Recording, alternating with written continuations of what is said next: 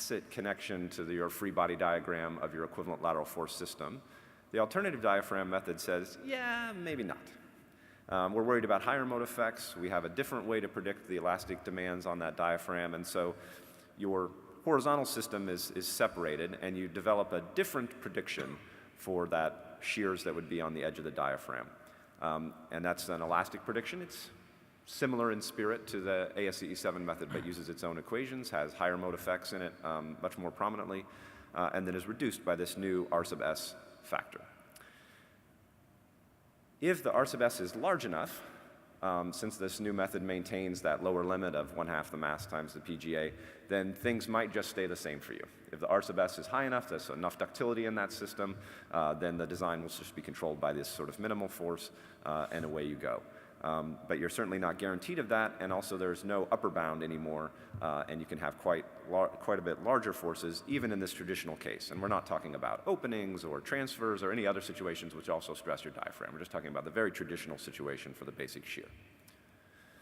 So the project that you're going to hear about and the work that's going to be discussed by my colleagues is sort of directed in part to resolve the issue of what should we do for steel deck and steel deck with fill diaphragms, given this landscape of a traditional diaphragm design method that doesn't really say anything about the diaphragm, but is using those vertical system R values to reduce the forces. A new method, which is taking a guess at the elastic values and creating a whole nother R sub s value. So what would be the best approach in general to use? And so this group called the Steel Diaphragm Innovation Initiative was created. It's big. Includes a number of the industry players, some National Science Foundation funding, and some of the researchers you see at the table, and several more. The scope of the overall effort is quite broad, focusing on a significant amount of new experiments and benchmarking, new modeling in order to understand the complex interaction between vertical lateral force resisting systems and horizontal lateral force resisting systems, and a significant amount of code work to bring these findings into the codes. If this is something that interests you, there's a simple website where you can go and get all the details, steeli.org. One of the things that we have been able to do that's been really quite rewarding in that effort is have some discussions with some of the high-level structural engineers, particularly on the West Coast, that are thinking about a lot of these problems. And in January of this year, we conducted a workshop out in San Francisco with about 35 to 40 of the sort of leading structural engineers. And I thought you might enjoy participating in a question that we asked them in order to try to think a little bit about the way diaphragms perform. So this was a question that we asked the audience. There's not going to be any wrong answer in what you say, so you're free to have your opinion. And the question was, if you're thinking about a steel building design, so a seismic steel building design, and you're just doing traditional ASCE7 and AISC type design, do you expect the diaphragm to have inelastic damage, inelastic response at the design earthquake level? Maybe no, some, yes, and at the MCE level. So, you know, at the design earthquake level, you'd be, nah, it's a design earthquake, supposed to be a relatively low earthquake. The R factor is a function of the vertical system. Or maybe you want to hedge your bets and say, well, maybe something could always go wrong, or for sure you would say that there's going to be something wrong. And then the same thing at the MCE level. So we crank it up to maximum considered earthquake and ask the question again, what sort of damage do you expect in the diaphragm? So just by show of hands, the online people, you can do this yourself, and then you'll be able to see the answers from the workshop, and I'll try to summarize the room. But at the diaphragm inelasticity at the design earthquake level, who says, no way, there should be no damage in that diaphragm? So no damage. Yes, yes, okay. Who says, you know, engineer, some, right? Hedge your bets, right? Some, right? And who says, yes, there should definitely be damage at the design earthquake level? Okay, and now we crank it up to maximum considered earthquake, where we actually expect a pretty reasonable probability of failure, right? But focused on the vertical system, traditional design, who says still shouldn't be any elastic response. The R factor is a function of the vertical system, not the horizontal. Okay, yep. And who says some? And who says for sure there's damage? All right. So your answers are very similar to the answers of the experts on the West Coast, and they should be deeply disturbing. We have no idea. We don't have a common set of goals for what we want the diaphragm to do, right? So you guys are just like them. You don't think a huge amount about the diaphragm design. You know it's important, but the reality is there is not a clear set of objectives on what you want that diaphragm to do. And so this is really, in some ways, even though we were a couple years into the project, the biggest thing that we learned, which is that as a community, we'll need to establish, and the code should make it clear to you what your objective is. If you want ductility, then you would go proceed to make sure you have it, and you would expect damage. If you want it to behave elastic, then you would be on a different path. But right now, you can see we're all on our own little happy path, getting whatever we think we're getting, and having no idea. One of the other really interesting things that came out of our work for this workshop was when we're looking at a really conventional system that's used in steel deck systems, so steel deck diaphragms with headed shear studs and concrete fill, when the demands get high, because you have a transfer force or a really narrow aspect ratio diaphragm, et cetera, what do you do? Again, we had the experts in the nation together, and there was two distinct groups. And they both had really significant reasons why they felt the way they did. One group said, when a diaphragm demands get too high, I'm just going to add reinforcement into the deck. There's a nice clear load path. The reinforcement also limits cracking, and all is well, and I'm happy. And there were another group of very prominent engineers that were very deeply uncomfortable with this and said they do not trust the confinement of bars and thin floor slabs, and they absolutely won't do that. So we neither have a clear objective or a best practice.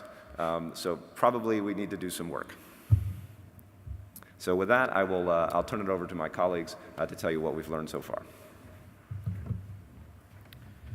Thank you. Yeah, we're going to shift gears just a little bit and talk about some of the research we've been doing to answer these questions that Ben was describing.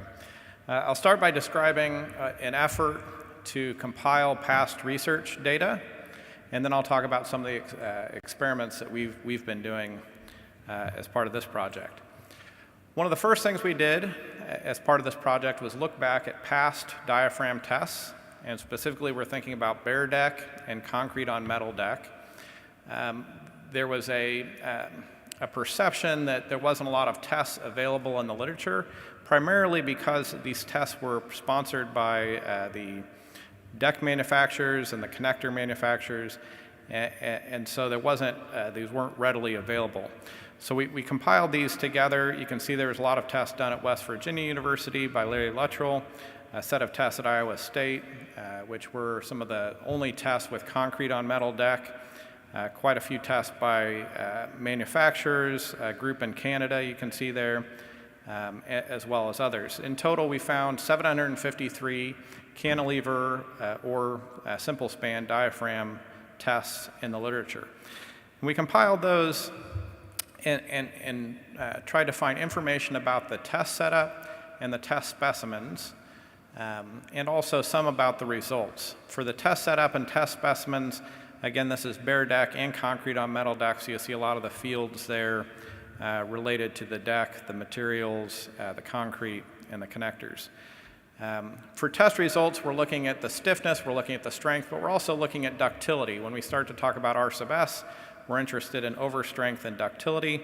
For ductility, we were measuring that with a shear angle when the strength degraded to 80% of the peak strength, and you'll see that in the list there for test result fields. If you're interested, this is available. The easiest place to find this is on the SDII.org website. There's a link to this in Excel format. Using this data, we started to analyze the ductility and overstrength of typical steel deck and concrete on metal deck diaphragms. Of the 753 specimens that we found, about 100 of them had post-peak data. This is a subgroup of that. We categorized those 100 specimens into different types of connectors. This is a group of 21 specimens that had powder-actuated fasteners to the support and screws at the side lap fasteners, screws at the side lap. This is for bare deck diaphragms.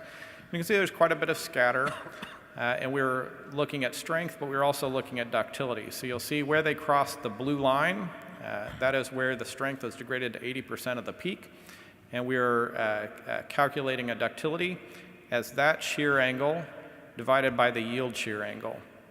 And in the bottom right, you can see for this group of mechanically fastened bare decks, the average ductility was 2.76 with a decent amount of scatter. This is just an example of one of the categories. This information is useful because it helps us have a first pass at the M factors in ASE 41 and also the R sub S factors that might that we're looking at proposing for the next edition of ASE 7. You can see in this group the top tier is bare deck diaphragms that are tested monotonically. The middle one is bare deck tested cyclically, and the bottom is concrete filled metal deck that's tested cyclically. And you can see the ductilities, there's quite a range, often higher ductilities with mechanical fasteners such as the powder actuated fasteners and screws as compared to the welded support and different types of side lap. This information gives us important view of ductility of the diaphragm test. But the diaphragm test does not necessarily represent the ductility of a diaphragm span. In a diaphragm test, the specimen is subjected to a constant shear, and the inelasticity, which may be fastener deformations around the fastener or diagonal tension cracking if there's a concrete on metal deck. These damage is distributed out over the entire specimen. That doesn't necessarily represent what's going on in a diaphragm span. If we look at the right side here, in a diaphragm span, we often consider the diaphragm shear to be linearly varying, which results in very high shear demands at the edges of the diaphragm, and thus the inelasticity, all this damage concentrates in these inelastic zones at the perimeter. And so we know that the ductility of this diaphragm span is less than the subassemblage. It's less because there's a large section of the diaphragm remaining elastic. To estimate the ductility of the full diaphragm span, we're doing this by looking at just a generic simple span diaphragm and calculating the mid-span deflection for elastic and inelastic behavior. So for the inelastic behavior, you can see on the diagram in the bottom left, there's a dimension LP. LP is the width of this inelastic zone that's at the edge of the diaphragm span. And using that, we're going to calculate the inelastic midspan deflection and the elastic midspan deflection. So in the very top right, you can see the equation for elastic midspan deflection. That's kind of a typical equation that you might use if you were estimating deflections of a diaphragm. The equation next to it, that's the inelastic midspan deflection. You see the variable LP. We're assuming that all of that inelasticity happens over this width LP, and that we're using the full ductility of the diaphragm subassemblage, that mu sub. Then using this as inelastic midspan deflection and the elastic midspan deflection and taking a ratio of the ultimate divided by the yield displacements, we get an equation like what's in the blue box. And you'll see this blue box is the ductility of the diaphragm span as a function of two things, essentially. The ductility of the subassemblage, that mu sub, and then this ratio of the LP over L. LP is the width of the inelastic zone of the diaphragm. L is the overall span of the diaphragm. If we have this ductility of the diaphragm system, we can then estimate an R sub S factor. And in the bottom right, you'll see we're using a method that was published in ATC 19. It was developed somewhat by Nathan Newmark, but this has a R sub mu part and an R sub omega part, an overstrength and a ductility part. The ductility part is either equal to the ductility of the system or that square root function if it's a medium period. So that's long period and medium period. And then the R sub omega is the overstrength of the diaphragm compared to the predicted strength. And so you see R sub S is a product of the two. And that is a way to estimate an R sub S factor. I'll show you one example here. And this is just a taste of the results. If you're interested, we have more of this on the SDII.org website. But this is an example for a test done in Canada. Robert Tremblay and one of his students, Martin. It was a bare deck diaphragm test with powder actuated fasteners at the support and screws at the side lap. You can see that the numbers inset in the diagram there. We had an overstrength of 17% compared to the predicted value. And then the ductility for this particular diaphragm specimen was 3.76, as listed at the bottom. Using that ductility of 3.76 and an assumed value for LP over L, we are assuming a value of 0.1. We can plug those two numbers into the equation for the system level ductility, and we get a ductility of the diaphragm span that would be 2.1. So now with that ductility, and we have the overstrength of 1.17, we can plug those into the equations for R sub S.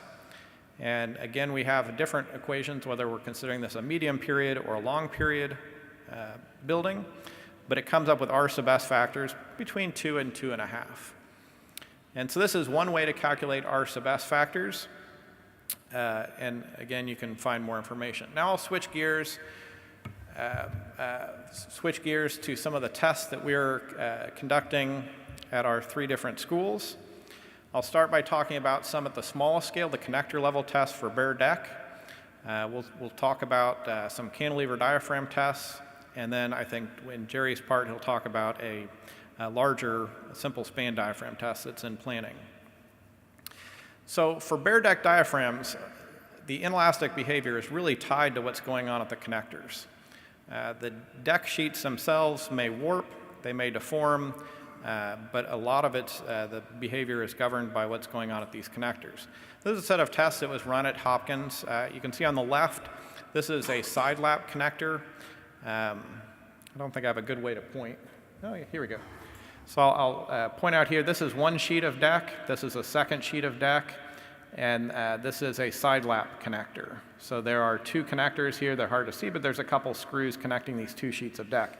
The sheet of deck on the left is pushed back and forth, while the sheet on the right is held fixed. Similar test setup is used on the right to test support connectors. In this case, this is a sheet of deck. This is the support. And here are 2 powder actuated fasteners connecting the sheet of deck to the support. Again, the part on the left is moving. The part on the right stays fixed. And I think if you can start the video, this is a video. Do you have the ability to start that in the back there? There we go. This is a powder actuated fastener connection to the support. You can see that the 2 connectors, oops, that's going to restart it if I press the button. But the powder actuated fastener is essentially plowing through the sheet. This is pretty ductile failure mode in that it has additional resistance whenever it reaches the edge of the hole. This is an example of an arc seam weld to a support. Yep, there it goes. And you'll see this has a little bit less ductility. As soon as the deck fractures around the weld, they become detached, and there's no more load resistance. It's a little bit less ductility with the weld. This is an example of a side lap connector. It may be hard to see here. Let me see if I can point. Yeah, this is the screwed side lap. You can see the screw is tilting. There's some bearing failure, and also the screw starts to pull out and maybe even get a pull through of the head. Fairly ductile behavior in that there's resistance as it's doing that. This is an arc seam, top seam weld. Again, a side lap connector. You can see it's already detached here. There's quite a bit of deformation of the sheet. So the sheet was participating, but as soon as it detaches, there is no resistance and not a lot of ductility. So we'll go ahead and go to a second set of tests. One of the interesting aspects of this, those were tests conducted on real sheets of deck. A lot of the equations in SEI for connectors are based more on flat sheets. And so we wanted to compare the behavior of flat connectors in flat sheets compared to connectors in corrugated deck. And so this is a set of tests done at Virginia Tech that a companion set of tests with similar types of connectors. So screws and welds and powder actuated fasteners. And we're comparing strength, stiffness, and ductility. And one of the interesting aspects of this was that the strength was actually 10 to 20% higher with the corrugations, partially because the corrugations stiffen the connector. There's also some effect of the cold rolling that increases the yield strength locally of the material. So now I'll talk a little bit about some of our cantilever diaphragm tests. This is concrete on metal deck diaphragms. So again, we're going through different scales of tests from connectors to diaphragms, cantilever diaphragms to full spans of diaphragms. So this is a test specimen where we're fixing the bottom of the specimen and moving the top, so it's a racking motion. We have studs, enough studs that it's going to force the concrete to fail. The specimen's approximately 15 feet by 12 feet, center to center of the beams. We are halfway through this set of tests currently. The first 3 tests are kind of typical. We're trying to get diagonal tension cracking of the concrete. The first 2 specimens are really the typical assemblies that people are using. This is the feedback that we've gotten. These are the 2-hour fire rate assemblies for lightweight and normal weight concrete. The third specimen is a very thin, lightweight specimen, and this is to fill in some gaps. There's not a lot of test data on lightweight concrete diaphragms. And then the fourth and the fifth, we're trying to fail the studs and see what kind of behavior we get in the diaphragm when it's the studs and the surrounding concrete that fail. And the last one we're going to test with reinforcing steel in the slab. The instrumentation, we're measuring, these are very stiff specimens, so we're measuring the shear angle of the specimen several different ways. We're using string potentiometers as our displacement sensor, but we've got diagonal sensors and several sensors to measure that in different ways. This is one example. This is a specimen with lightweight concrete. This is kind of our typical 2-hour fire-rated assembly. And you'll see that there's some amount of ductility in that there's kind of a peak at the top before we start getting strength degradation. We push these to pretty large displacements, and the reasons that we're interested in the behavior out to what we're showing here is 3% drift angle or 3% shear angle.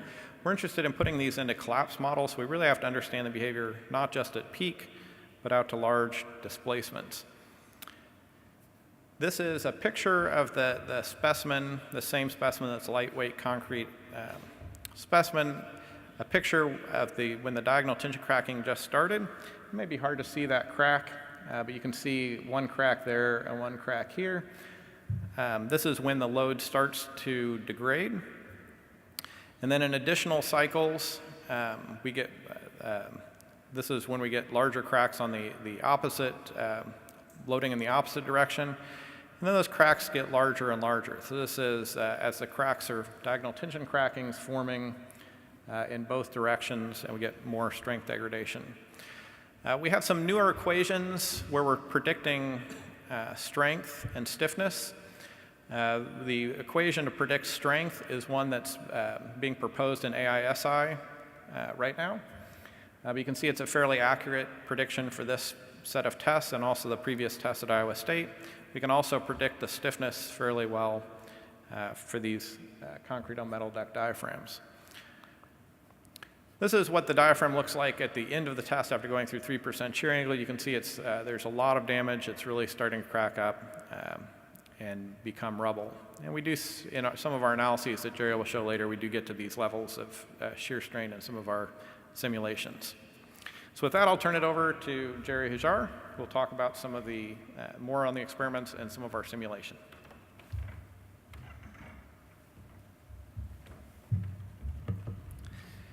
Thank you, Matt. I will continue some of the discussions about the testing that we're doing as part of this project, and then show you some of the simulation methods that we're using and some preliminary results. Through this, we'll talk about some of the tests we're doing on looking at the headed stud connectors, and then some of the larger diaphragm tests that we're conducting.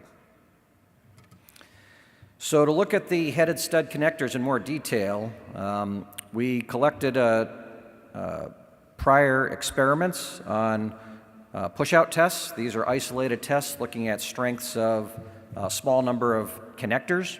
556 pushout tests have been collected. This was work led at Virginia Tech.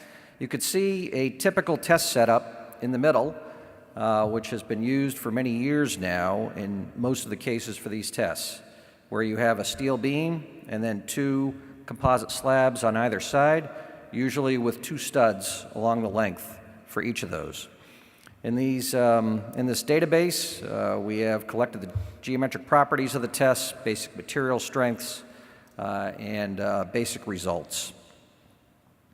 Vast majority of these tests have been done for normal weight concrete and have had monotonic loading. Virginia Tech has been complementing this work by conducting some push-out tests like you see here, with about half of these completed to date and half of these still in progress. The test matrix shows some of the basic test parameters. These are monotonic tests, so sometimes we're, with the deck perpendicular, placing the studs in the weak position, sometimes in the strong position. The tests that have been conducted so far have been on lightweight concrete. You could see the total slab thickness on the right. Tests that are going to be coming up are on normal weight concrete. In fact, I think they've just started conducting some of those as well. At Northeastern University, we're going to be doing a complementary set of tests with a little bit different test setup. And you can see the schematic of the specimen shown here, where we're going to be having the composite deck on one side of the beam, and the actuator center line for shear will be right at the interface between the steel beam and the metal deck. We'll have configurations of deck perpendicular, deck parallel, like you see in the middle, and we have a couple specimens that are trying to replicate what happens along an edge of slab, like you see on the right. Most of the specimens have lightweight concrete, and I should mention this is based on a lot of feedback we've gotten from the West Coast, certainly, where lightweight is being used primarily. We do have a couple of specimens with deck parallel that have normal weight concrete. And primary purpose of this test is about half of the tests are going to have cyclic loading on them. And there's been a little bit of work on cyclic loading of shear studs at a push-out level like this in the past, but really not that much. And so these tests have also just started getting underway. For the monotonic, we'll have some with the studs in the strong position, some in the weak position, and for the deck parallel, you can see in the schematic how we're alternating the position of the studs along the length.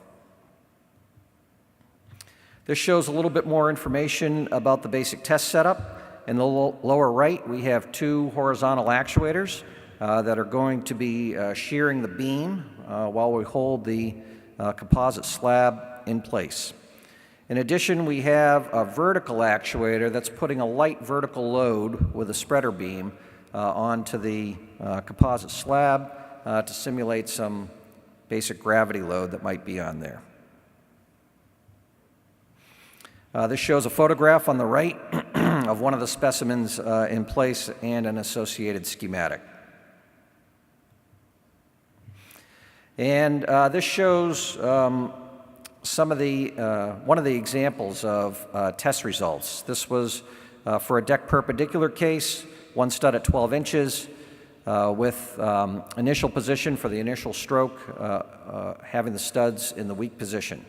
The right shows the overall load, load slip, and you could see that we reach a peak load, maintain it for a little bit, and then start to decrease this significantly. We're taking this out to about plus or minus 2.5 inches, so these are significant displacements by that point.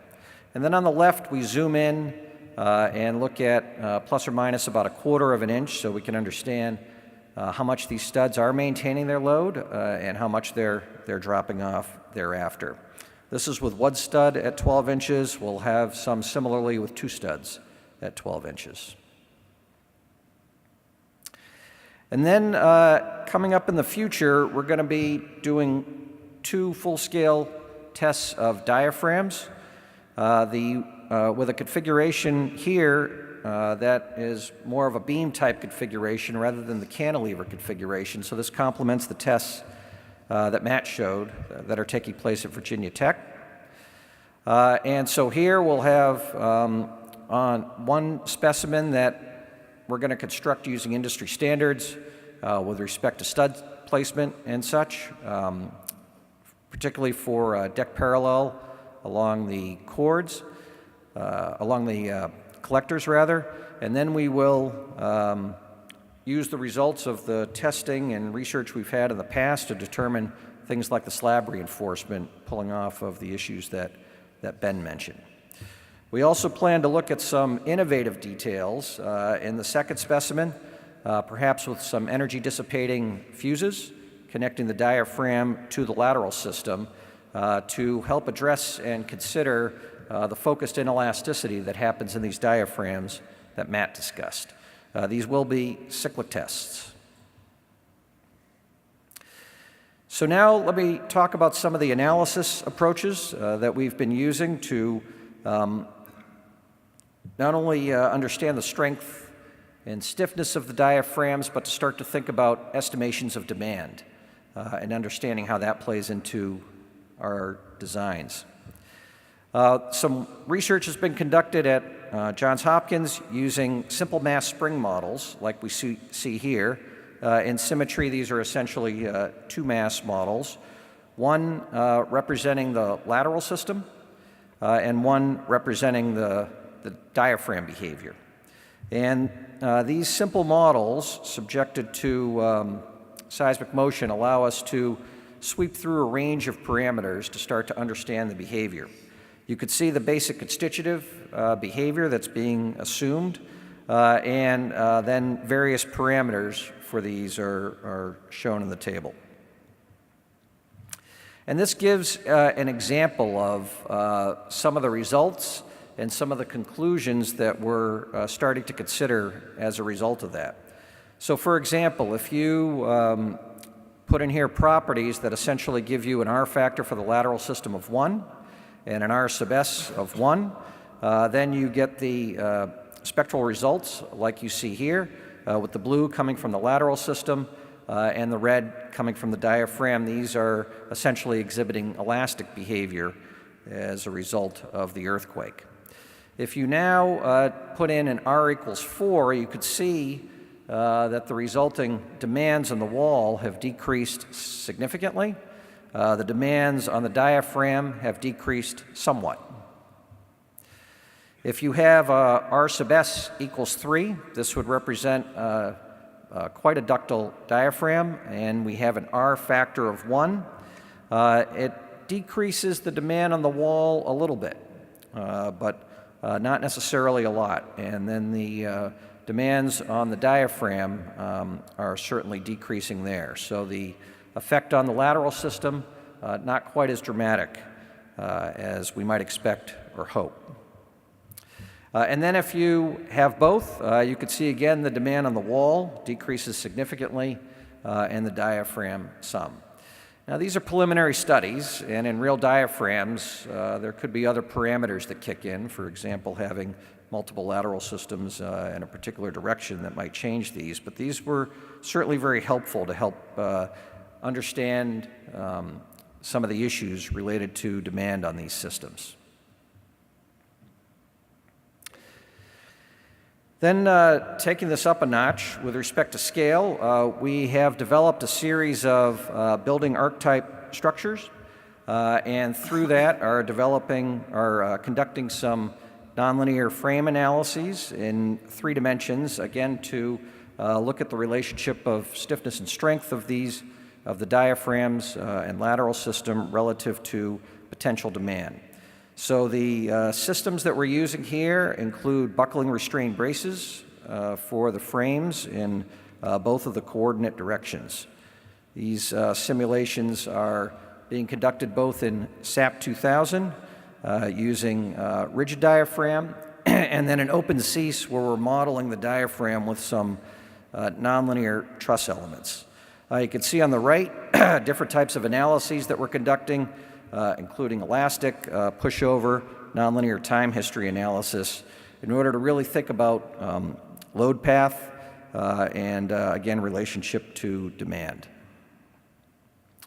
So there are different options for how we model the diaphragm. I know certainly in practice it's very common to assume that the diaphragm is rigid, but if we're going to address ductility in these systems, we want to start to develop some simulation methods to address that. So here, we're using some nonlinear truss elements with a pinching 4 model in OpenSys that is calibrated essentially to the cantilever tests that have been done in the past in order to be able to simulate the cyclic response of these diaphragms. And so this gives you some examples of the calibrated results to some prior experiments that have been conducted in order to set the stage for using this in the OpenSys model. Similarly, we use past research on experimental tests on buckling restrained braces in order to calibrate a truss model to typical buckling restrained brace behavior. And so conducting here an eigenvalue analysis, this starts to let us understand the basic modes of vibration of these structures and start to see the relationship of the diaphragm response to the lateral system response. Similarly, conducting pushover curves, pushover analysis rather, but I'd like to show you primarily results from the nonlinear response history analyses.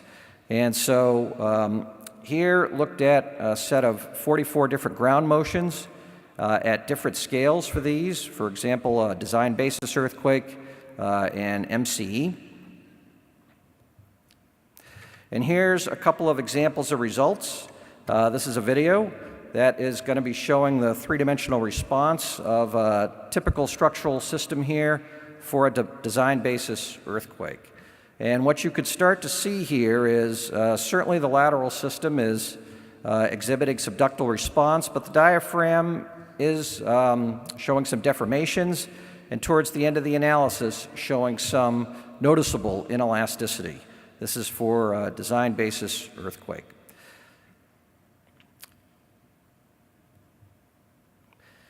Now, if you consider the maximum credible earthquake, the effect of the diaphragm becomes even more significant. Now, this is a relatively long building, and I should note that the lateral systems are only out at the perimeter of the structure. So again, if we start to place some in the middle, that will affect this performance. But certainly we are seeing interactions here between the diaphragm and the lateral system. And in fact, towards the end of some of these analyses, we are starting to see what we would call collapse.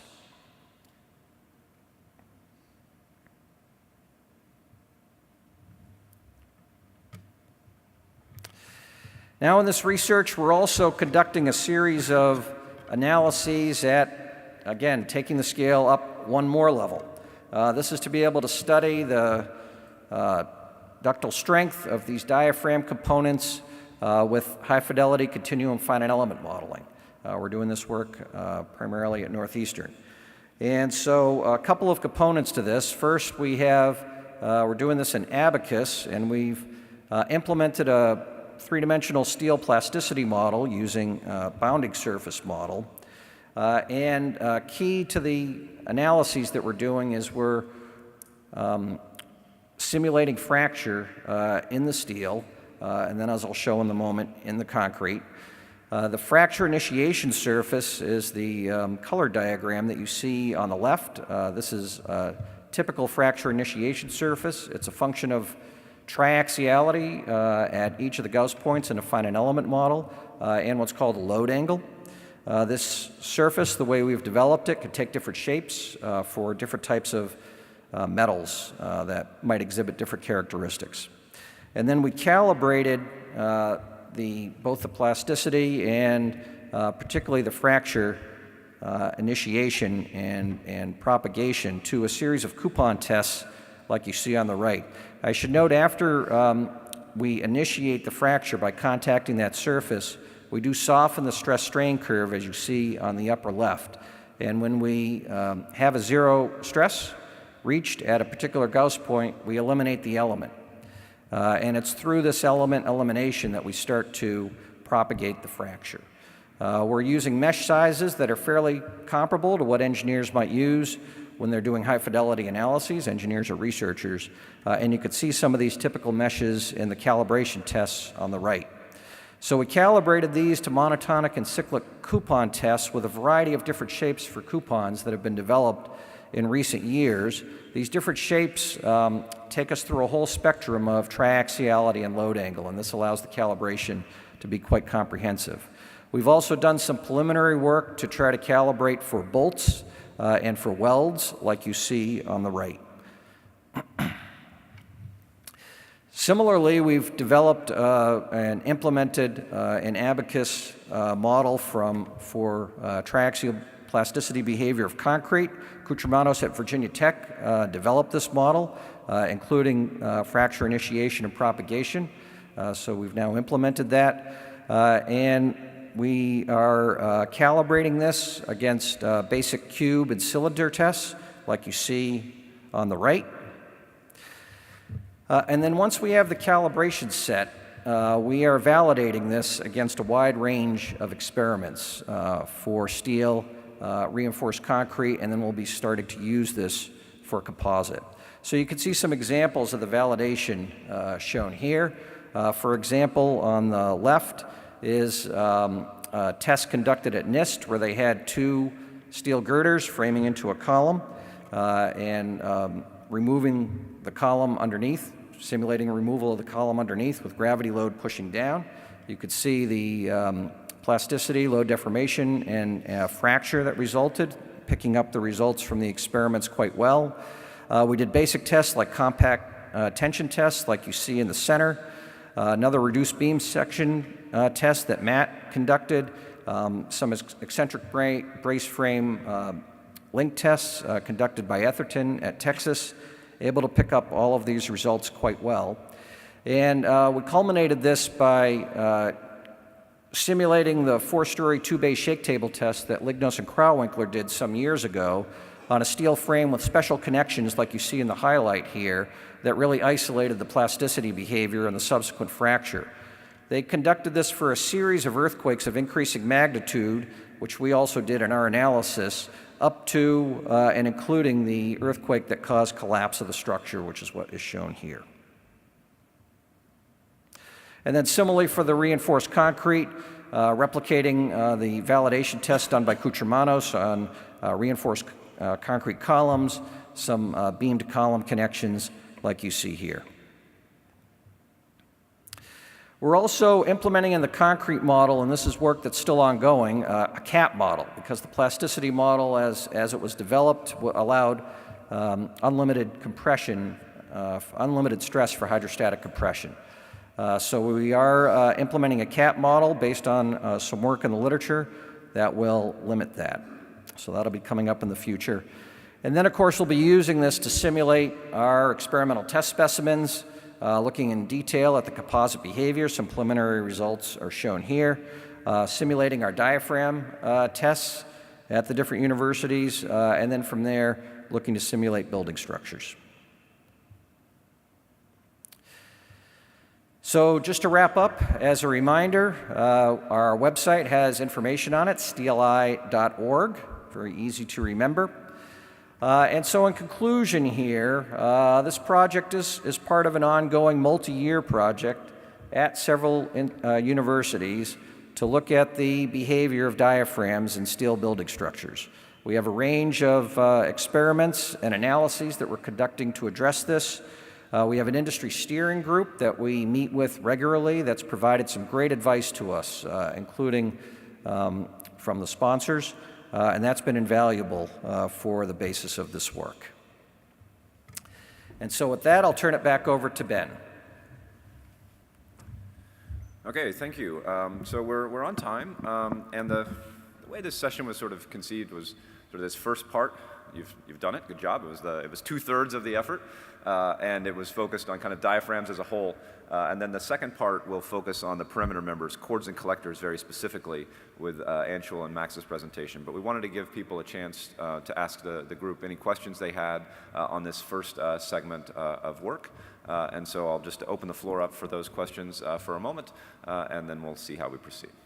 So I believe there are mics, a little hard for me to see, but I believe there are runners if any of you have any any questions? We appreciate fully that we've opened up a lot of problems and haven't given you a ton of answers yet.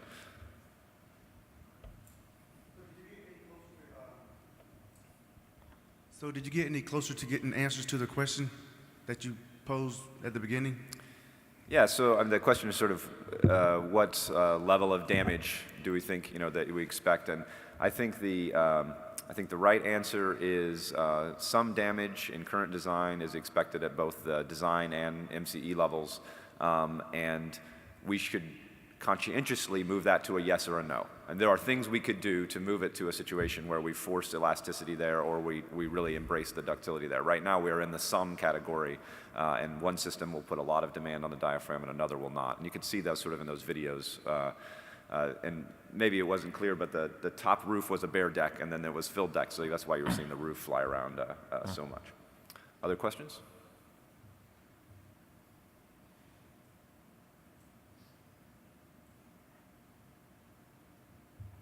Okay. So I think what we'll do is take advantage of the time to move into part 2 and to get a deeper dive on the work on chords and collectors. And so we have 2 presenters for that. The first is Anshul and the second will be Max. And Anshul, the floor is yours.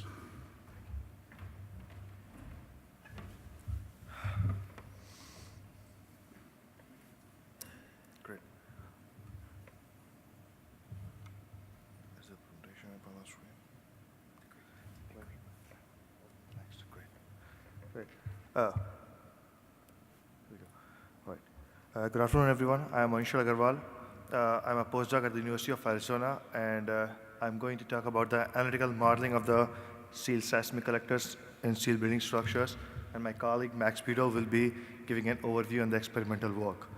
The work that I'm going to present today is part of the National Science Foundation grant, which is having a broader topic, advancing knowledge in the performance of steel seismic collectors. And this is a 3-year grant that started in 2017.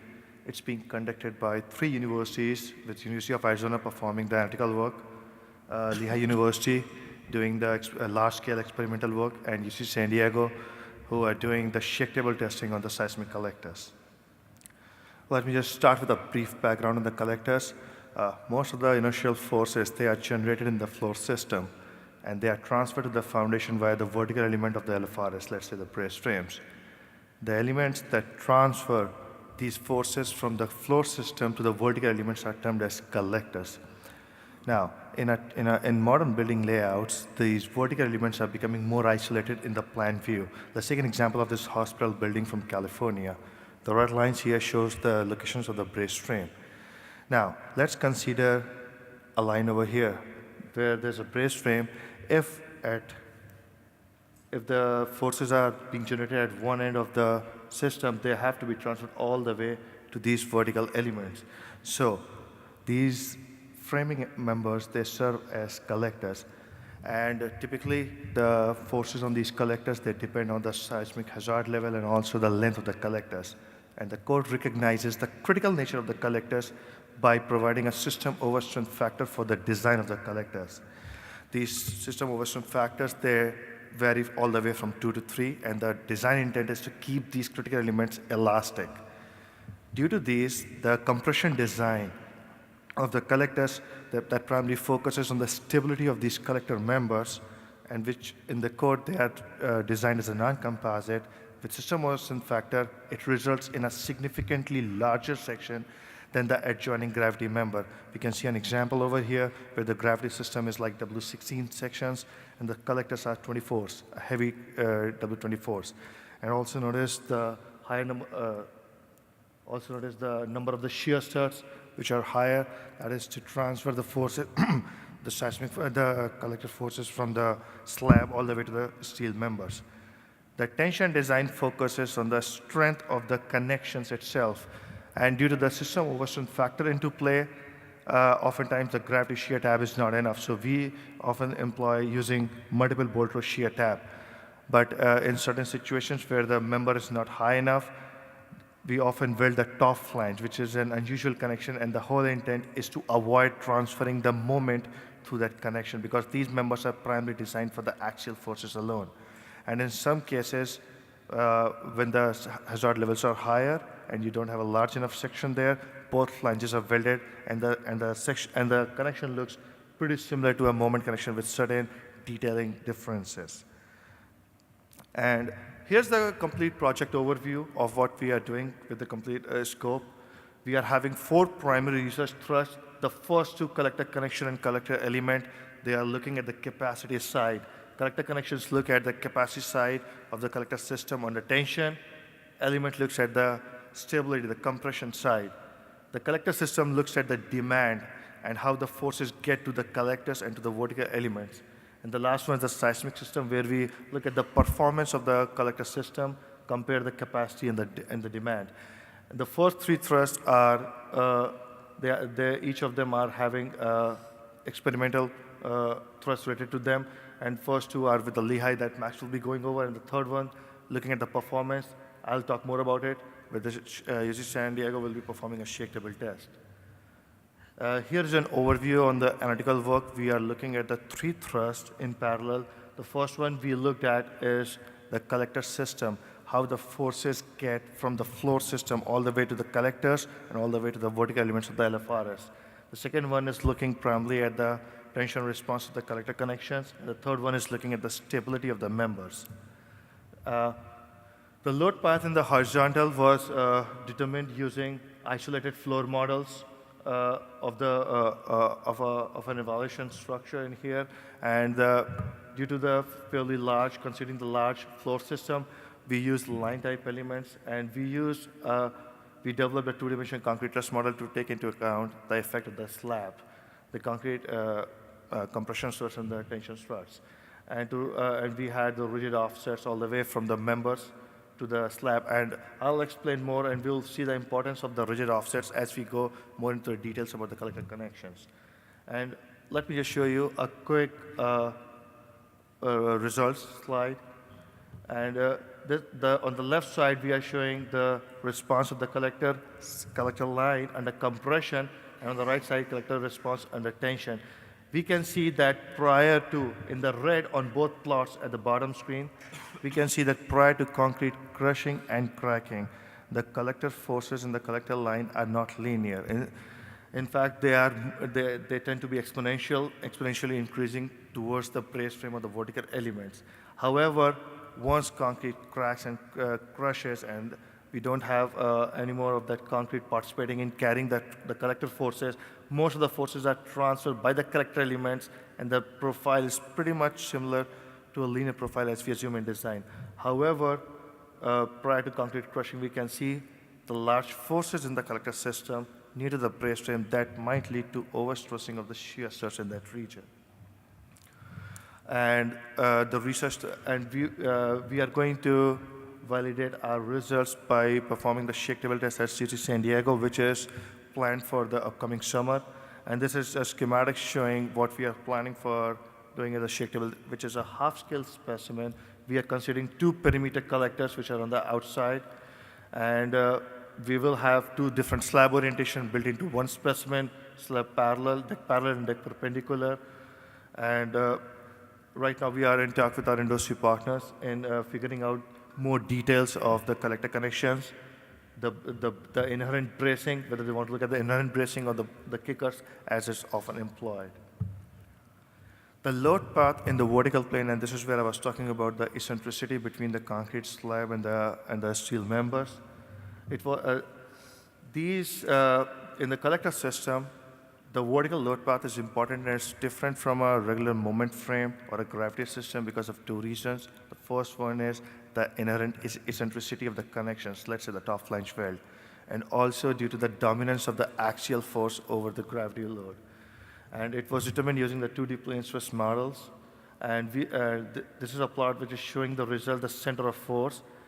We can see the center of force for a top flange welded connection for a case where the gravity shear tab is relatively stiff as compared to what is commonly used in practice. So we used fully pretension bolts, which is very common to be used in the West Coast, not very common in East Coast, however.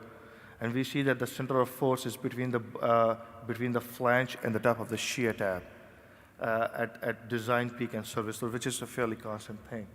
And this load path was used later on to determine the fundamental behavior of the collector connection. The slide is showing the model description, where we use an idealized boundary condition for a 2D plane stress model, where the left side of the connection, where the left side is showing probably a brace frame, the right side was loaded at the location of the center of force, which was determined using a multi-bay analysis. Let me show you one result for how the collector connection behavior looks like. On this plot, the vertical axis is the axial force and displacement. Omega naught nu, this is the design level forces shown with omega naught nu. The red shows the participation of the flange. The blue shows the participation of the shear tab. Though the shear tab is not intended for carrying the collector forces, it's part of the system which is going to carry the collector forces. And the red is and the black line is showing the total connection forces. We can see that this connection easily, the inherent overstrength of this connection is much more than omega naught nu, much more than the design level forces.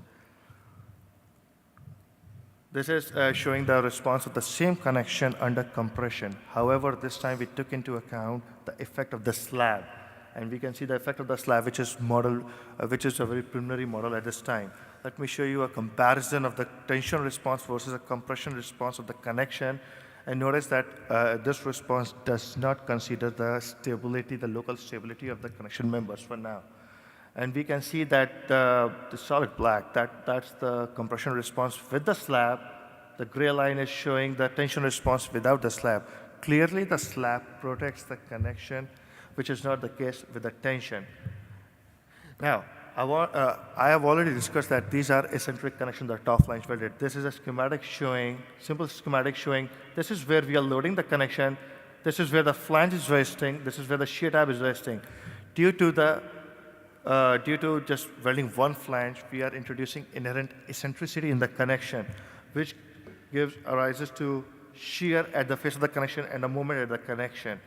And we have seen that these moments that are generated at the connection can be up to the order of 21% of the plastic moment of the beam, which is currently unaccounted for in the design process.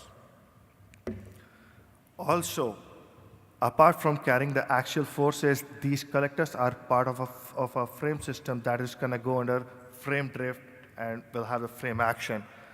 This slide is showing what the connection looks like at design level forces under various levels of frame drift. Under no frame drift, the left side, bottom side figure is what is assumed in the design. The frame drifts are not considered. However, being part of the frame, they will go under drift, and we see significant amount of plastic strains in the connection at the level of design forces. This is again something which has not been accounted for in the design. And we are going to study these connections and experimentally look at them at Lehigh University. And my colleague, Max Beadle, will be talking more about this after my presentation on the experimental program, where we are going to test these collector connections, top flange welded and all flange welded at 3/4 and 2/3 scale. I'll not spoil this presentation, and I'll move on to the collector members. The third analytical thrust was looking at the stability of the collector members. Now, the collector members, we model the collector members from one column to between two columns, adjoining columns. The effect of the slab and intermediate bracing was taken into account. The residual stresses, and these models are currently being calibrated to past experimental work. And the next slide is showing a quick result from what we have found so far. The red line is showing for a white flange section, bare model which is having no deck and no bracing, and comparing it to the AISC value in dotted. The black line is showing when we have two intermediate beams. And also we looked at some of the open web steel bracings and look at the effects, and we saw difference in the stiffness and the strength. And the test setup at Lehigh will be leveraged out for performing the collector member stability test, where we will include the effects of the metal deck, bare metal deck, as well as the the concrete slab.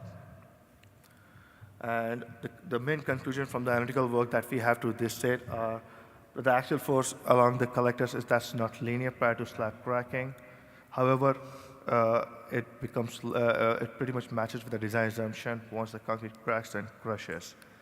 The collector connections are sufficient. The inherent overstrength in the collector connections are enough to carry the design forces. However, as soon as we start introducing the stuff like the frame drift and start including the inherent eccentricity in the connections, we are putting into question that whether those connections can actually be elastic as the design intent or not.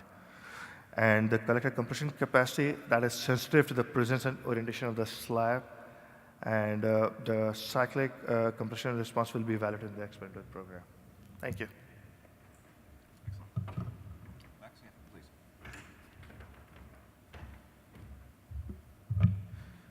Thank you, Anshul. So what I'm going to be covering is the Lehigh test program for this. So I'm going to do the experimental evaluation of a lot of his analytical results. So just a quick overview of the facility we have at Lehigh and why it was chosen for this. We can do very large scale. Yeah. We can go very large scale hybrid simulations. This could be real time. This could be over a much longer period of time. We can do, like I said, geographically distributed hybrid simulations and dynamic testing.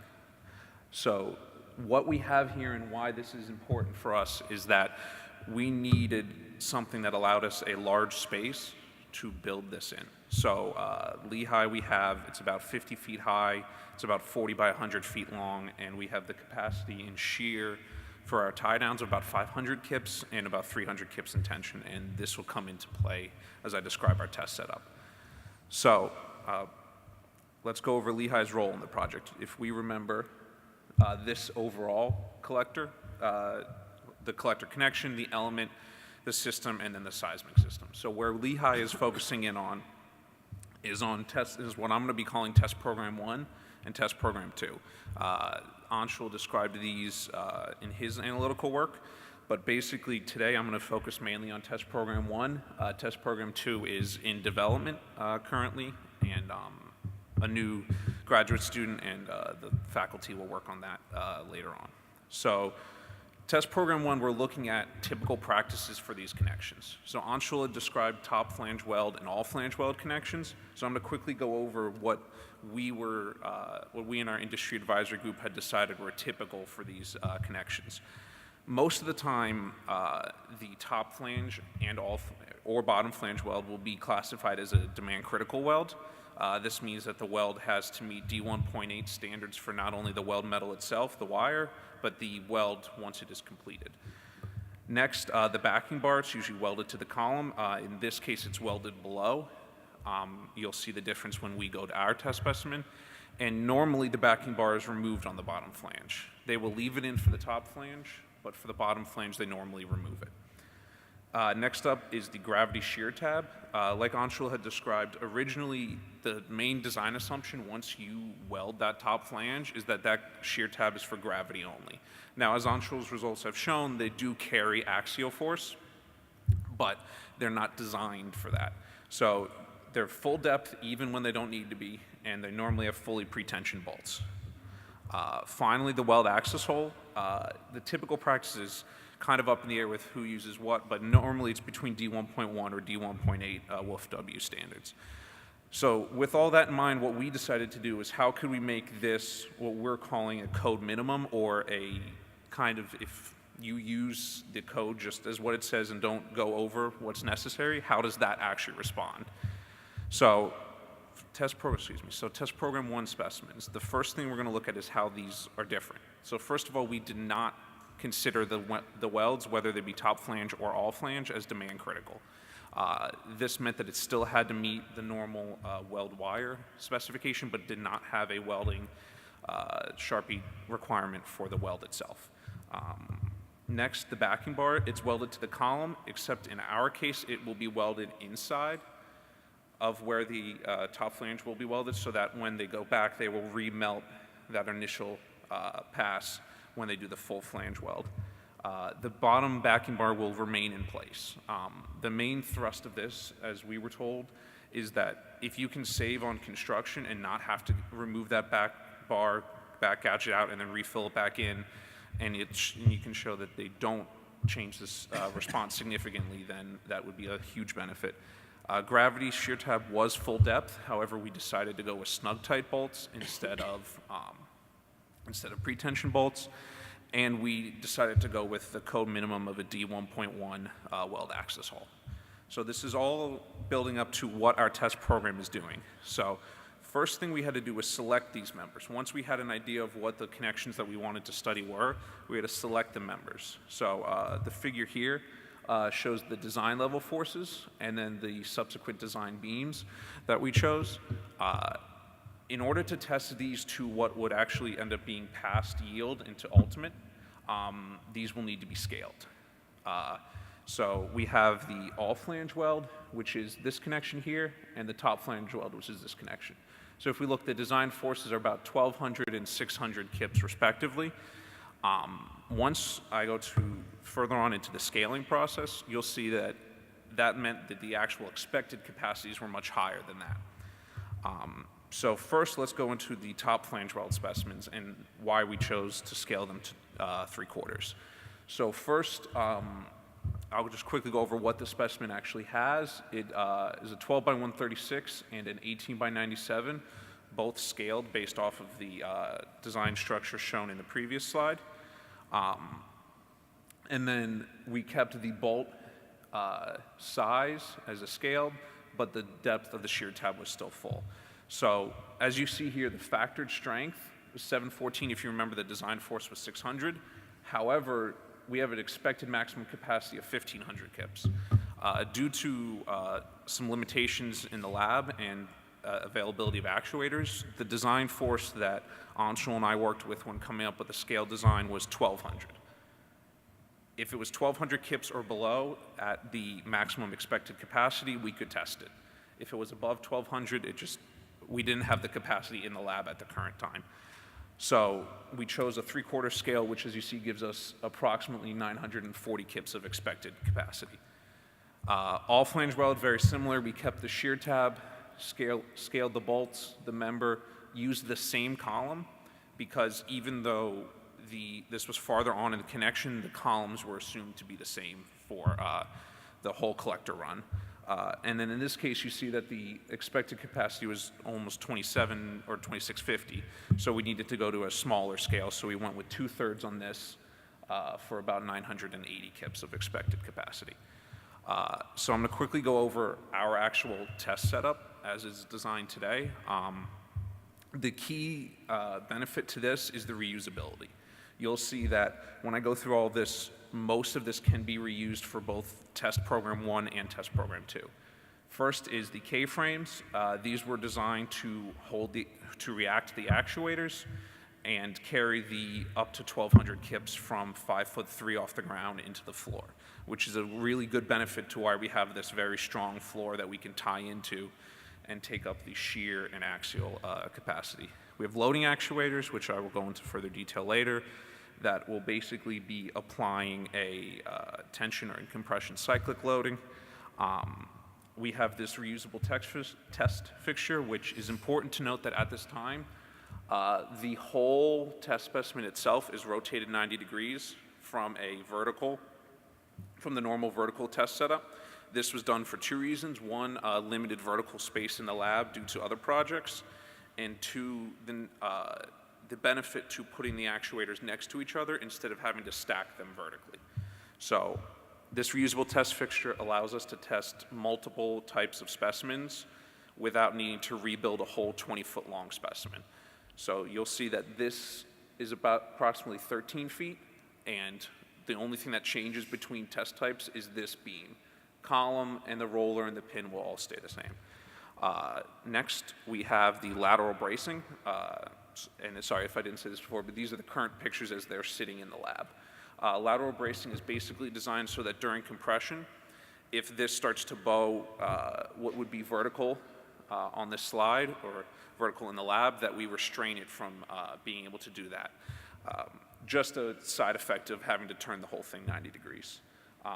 And then the test specimens themselves. We currently have 5, 3 top flange and 2 all flange that will go in there. And then finally, the rotation actuators, which I will go into how we're going to apply the rotation once I get to them. But these, again, have approximately 600 kips of capacity each. Just a quick note on the boundary conditions. As Anshul had shown in his, there's a roller on the far end where the displacement is being applied, and there's a pin on the basically where the connection is.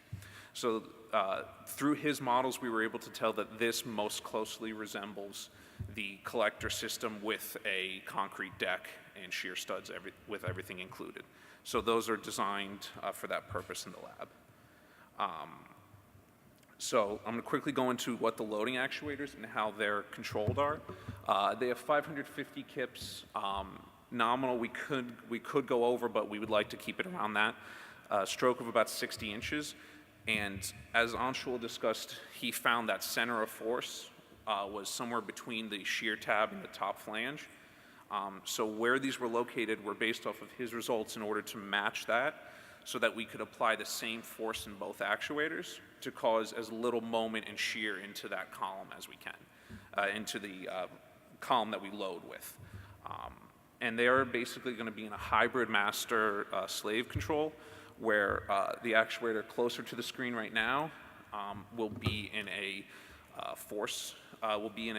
displacement to a set force, and then the other actuator will be slaved at 100% of that force. So basically, once we load in displacement for the one actuator, we'll measure the force and tell the other actuator to match that force.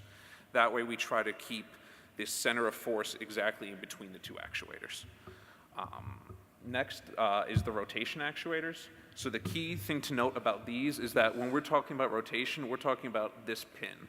So the idea is that this actuator will displace a certain amount either towards the other actuators or away, and this other one will displace a different amount in order to rotate that column to the 2 or 4% story drift, as Anshul had described.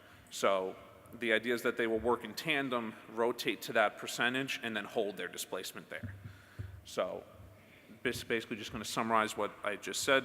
Again, these only have 30 inches of stroke, but have the same 550 kips of capacity.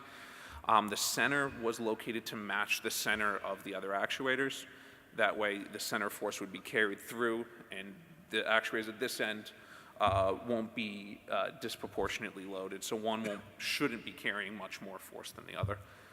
And like I said, they would be in a displacement control to hold a specific rotation. So once we displace those to rotate that column to a certain percentage, we will then hold their displacement and allow the force to build up as it will. So quickly going to go over the test matrix. Like I said, test program 2 will be covered in future work. But test program 1, we have 4 current tests planned with a 5th possible. First 2 being top flange weld at 75%. The first test being pure tension and compression cycling. So that will be hold the rotation actuators at 0 and basically work our way up from 0 to design forces in both tension and compression, and then take it past design to yield, then back, and then past yield to what would be considered an ultimate failure, whether that be failure of all the bolts and then the weld just plastifying, or whether that actually be weld fracture. We don't know what the complete result will be for that. And then finally, we'll do the same thing, but with rotation. So as I described, rotate that column, hold it at that rotation, cycle it, rotate it another direction, cycle it, to kind of see how this rotation can affect the capacity. Because as Anshul's numbers showed, we could have a severe drop in capacity under even smaller rotations. And then the similar procedure for the all flange weld. Quickly going to go over some instrumentation. We have strain gauges. All these are inelastic, and these are designed to measure the pre and post yield behavior of the shear tab. We have additional strain gauges on the weld to measure the weld's behavior pre and post yield, and then we have a strain rosette on either side. But all inelastic, in order to measure how the weld axis hole deforms or could fracture under this loading. We also have LVDTs planned for this. We have ones for the shear tab. These are short stroke LVDTs because we don't expect the displacement of the shear tab to be as much as the weld itself, because we tend to see a rotation about either the weld or the column, depending on the relative displacement of the whole system. Next, we have short stroke LVDTs on the weld to measure the pre-yield behavior. And then we have long stroke LVDTs at the column face to the weld to measure the post-yield behavior of that weld in the column system as a whole. So in conclusion, the Lehigh Test Program 1 is basically experimental evaluation of the design steel collectors that Anshul had worked on under both cyclic loading and rotation. It's designed for reusability so that once we finish Test Program 1, Test Program 2 can use the same setup, and just as Anshul's had shown in his, just put in a beam with a concrete deck, or with a concrete deck and metal deck as well with shear studs. This is a very close collaborative project that Arizona, UCSD, and Lehigh have put together, and we're expected to get results within the next month for Test Program 1, and should be finished with all the tests by about early summer of this year. So with that, I'll say thank you, and I will turn it back over to Ben. Thank you. All right, you did it. You survived an onslaught of diaphragm research. You didn't know you were going to take quite as much of that. But you're in a point now where you've really been exposed to the whole space. We'll look forward to coming back to you in the coming years and tightening things up and giving you some of the conclusions as things wrap up. But at this time, there's a moment that if you have any questions for the larger group or for Anshul and Max on their presentation, we're certainly happy to take those questions. He'll give you the mic there, just hold on. You tested the moment frame outside of characters. My question is, most moment frames dog bound. Are there some problem at the section, dog bound section, because the top and bottom flange cut? Angela, Max, you want to chime in with your thoughts on that? Sorry, could you please repeat your question? I didn't get that. I'm sorry. You check and test outside of the moment frame, the characters. But most moment frame beam is dog bound. So the top and bottom flange cut at the end of the beam. My question is, are there some problem for the actual loads at the dog bound section of the beam?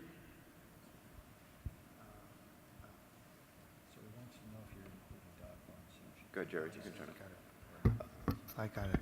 We are actually not including any of the dog bone sections or the reduced beam sections at this time for the collectors, if that's what you're asking. We are right now looking at that will be an innovative detail that for sure is part of what we set out to do. But the first part of the project was to understand what is the current standard first. Second, what are the ramifications of the current standard? Is that up to the mark or not? So at this time, we are more understanding, we are evaluating what is the current practice. So there are few cases in the where we have seen where the column flange width is actually less than the beam flange width, where they try to reduce the section. But that's a very uncommon detail to see. I have seen just one or two details like that. Apart from that, most of the collectors that we have seen with the flange welded, either for the top only or for the top and bottom, we have not seen any reduced beam sections for that. So we have not looked at that so far. Thank you. Any other questions from the audience?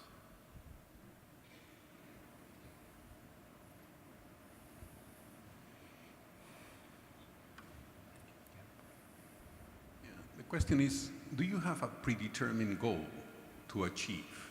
In other words, do you want to make the diaphragms dissipate part of the energy? Or do you want them to remain elastic?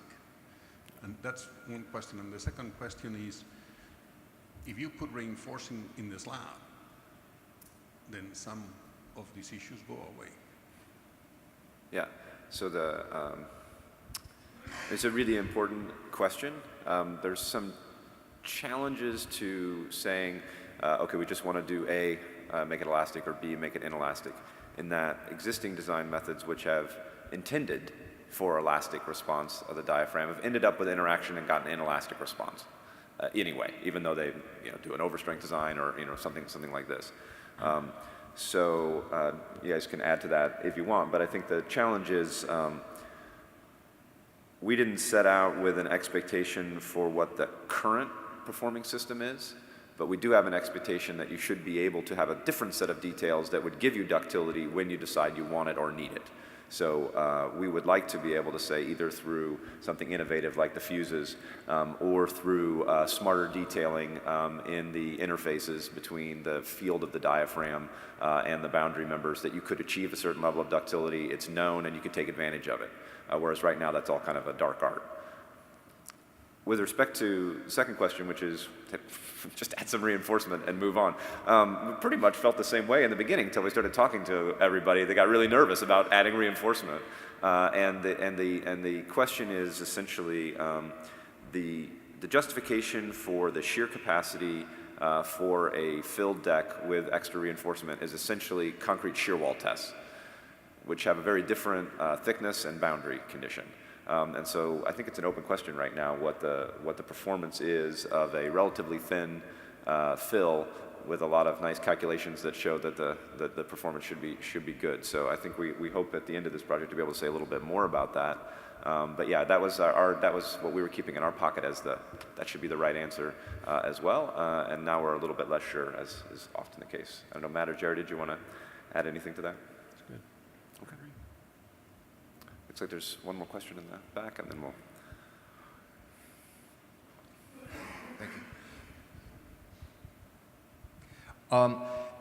you. Will you be trying to investigate what the effects of out-of-plane loading are on the collector? And what I'm thinking is that as your the collector is bringing load in plane, there's a simultaneous deformation of the diaphragm in the orthogonal direction, and whether you will try to capture that either analytically or experimentally.